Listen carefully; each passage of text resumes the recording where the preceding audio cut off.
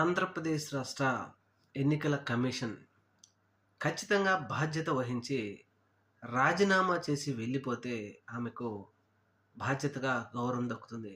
ఎందుకంటే రాష్ట్రంలో ఒక జెడ్పీటీసీ ఎన్నికను కూడా నిర్వహించలేకపోయారు.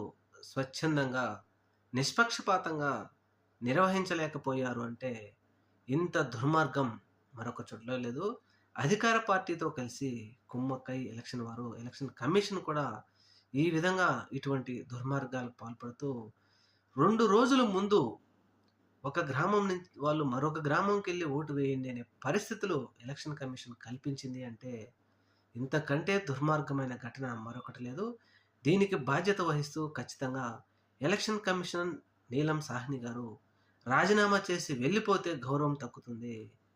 ప్రజల సొమ్ముతో జీతాలు తీసుకునే వీళ్ళు అసలు ఎలా కనీసంగా నిద్రపోయేటప్పుడు, అన్నం తినేటప్పుడైనా ఇటువంటి సంఘటనలు గుర్తుకు రావా? ప్రజలకు వీరు చేసే అన్యాయం గుర్తుకు రాదా?